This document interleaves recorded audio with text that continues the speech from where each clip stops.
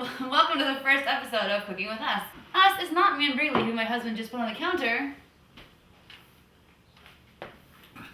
but me and my husband, who is off camera right now, but you'll meet him later, because what he chose for us to make tonight is chicken-stuffed poblano peppers. And that is, it's not a hard thing to make, but it requires a lot of stuff that I find unfun. Like, you have to heat the peppers over an open fire and then put them in plastic bags and peel the skin. That's his job. Basically, this is a very spicy dish. You can make it a lot spicier by adding chipotles to it, which obviously we're going to add chipotle sauce. Okay, so what do you need to prepare this dish? So you first need a drink of wine. How much chicken you want? We're using chicken tenders. They're going to thaw out, and to help that along, I'm going to use the microwave. Poblanos.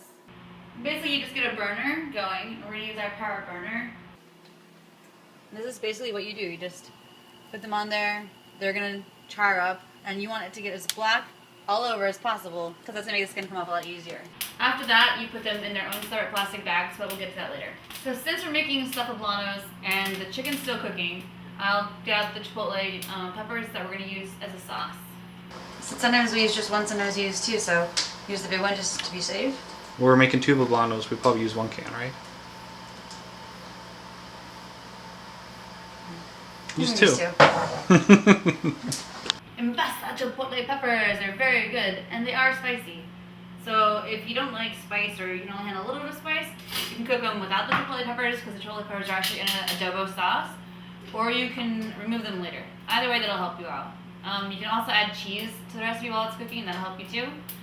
We like spice, so we're gonna cook the whole peppers, and we'll stuff some of our poblanos with the chipotles as well as the chicken.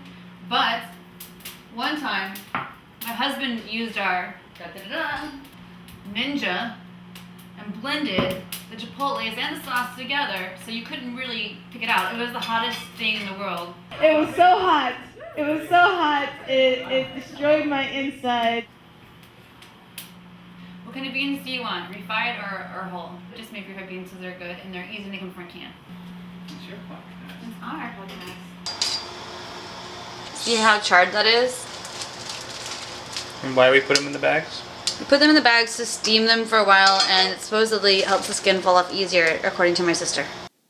And we're going to slice these into chunks. Our friend is staying the night with us again, and so we'll have extra food for her if she's hungry. Hi. Oh, hi. Oh, wow. If you want, you can use e01. If anybody out there has another good recipe using chipotles and adobo, please let me know, because this is typically all we ever make with it, and I love it, so it'd be cool to use it for something else.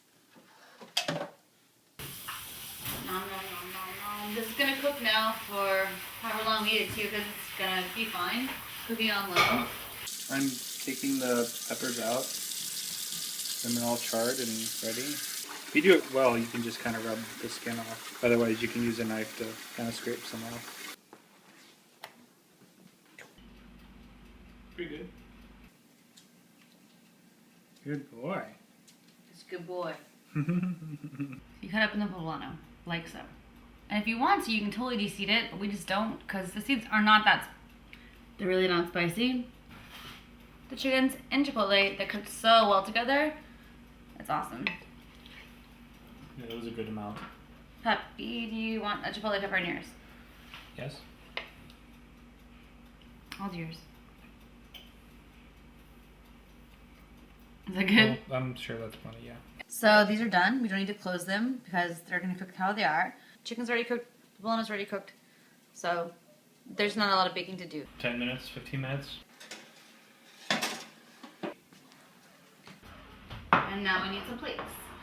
If you know anything about food and color synchronicity, eating off red plates makes you feel like you're hungrier. Really? And blue and green plates makes you feel less hungry and less appetite. You realize you bought no salt chips? No.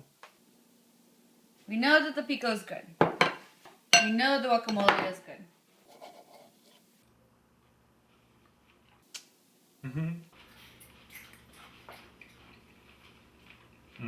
It's good. So there's our recipe. We'll write it up for you on the blog. Do we have like a shining out? We're doing a catchphrase. Cooking at Home with Us, podcast 1.